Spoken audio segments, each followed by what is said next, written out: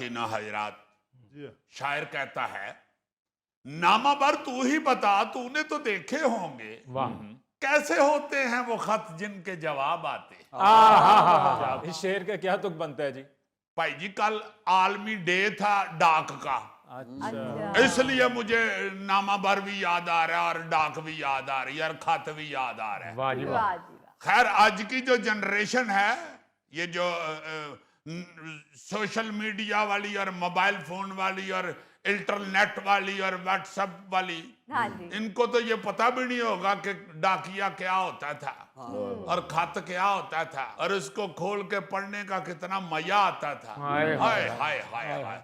और कितनी कितनी देर खत अडीका जाता था, वो जो भेजता था वो भी अडीक रहा होता था और जिसकी तरफ जाना होता था वो भी बेचारा कह रहा होता था बड़ी देर हो गई है मामा ही तो खत नहीं आया। हाय। फिर डाकिया से पूछा जाता था हमारा को खत नहीं आया। हाँ जी, और डाकिया जो है वो घर का फर्द होता था। जी बिल्कुल। यानी जिस मोहल्ले का वो डाकिया होता था, जिस मोहल्ले में वो डाक तकसीम करता था, जी जी।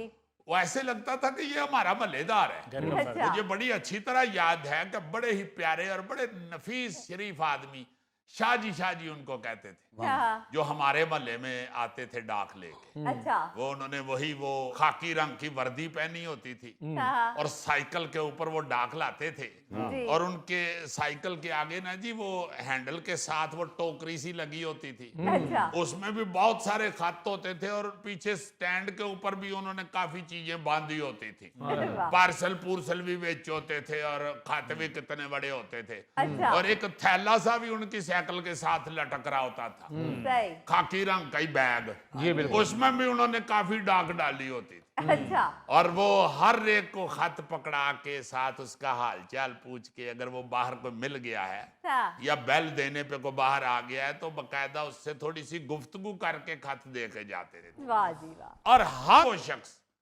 जिसके घर वो खत पकड़ाते थे वो लाजमन उनसे कहता था कि शाहजी चाय पी ले, हाय। कुछ खा पी ले, खाने का टाइम है खाना खा ले। वो आगे से बड़े प्यार से बहुत मेहरबानी जी, बहुत शुक्रिया, जज़ाकल्लाह, और वो आगे चले जाते थे। और अगर किसी का खत नहीं था आता, वो कहता था शाहजी हमारी गली में किसी और का है तो मुझे दे दे, मैं उन तक पहुंचा दूंगा। हाँ बिल्कुल। हाँ जी। और शाह जी आगे से कहते थे पुत्र मैं भी यही काम करन दिया, मैं केड़ा खंबे ते चढ़े।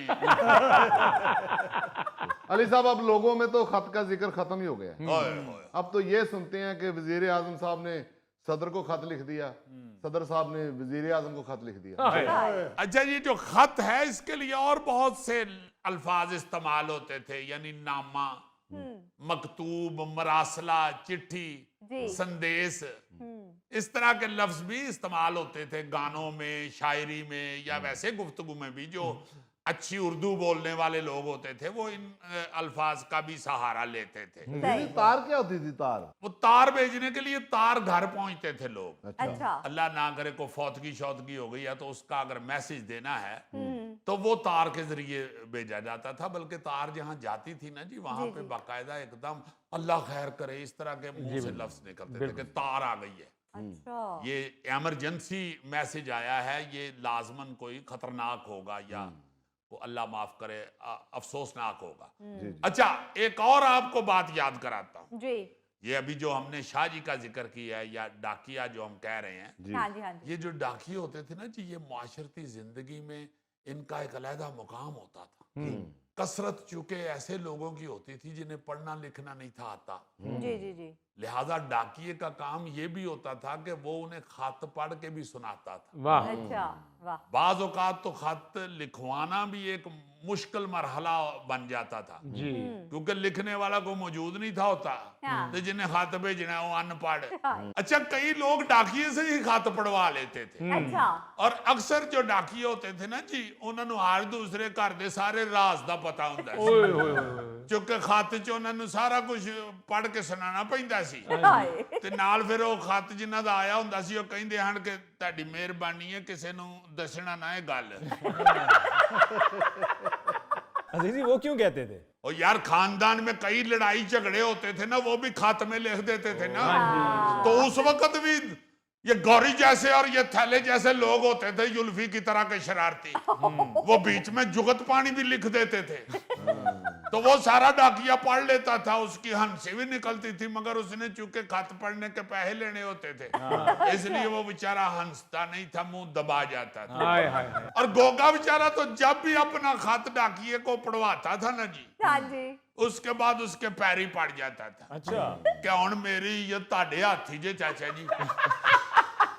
अच्छा अजीजी, ये खतो किताबत बंद होने से शायरों को भी बहुत नुकसान हुआ, जी क्योंकि वो अपनी शायरी में इसका जिक्र करते थे, खत चिट्ठी आई है गई है। हाँ जी, हाँ जी, गानों में बड़ा इस्तेमाल होता था, हाँ जी। शायरी में बड़ा इस्तेमाल होता था। हाँ। यरा कुछ जेड़े शायर दे वाल वधे हुंदे सन ना जी, वो लाजमन अपने शेर च खत दा जिक्र करदा सी। हाय हाय हाय हाय। अच्छा, इस हवाले से एक लतीफा बड़ा मशहूर था जी, कि वो एक यरा अजीजी टाइप बंदा था ना, जिसको बेचारे को पढ़ना लिखना नहीं था आता। अच्छा वो शहर चला गया किसी काम काज मजदूरी के लिए। अच्छा, तो उसके घर वालों ने जाते हुए से कहा कि गल सुन, शहर चले हैं ना तो ते खत जरूर पढ़ना सीख लवी, अच्छा, ये ते रटा मुके होर ते चलो तू नहीं पढ़ सकिया ते खत पढ़ना जरूर सीख लई। हाय, बेचारा शहर नाल मजदूरी करदा रहा, शाम नूं वेला होके आके अपने होटल कमरे च हाँ, एक खत पढ़ना उन्हें शुरू करता। वाह अच्छा, किसी को खत लैके ना किसी यार दोस्त को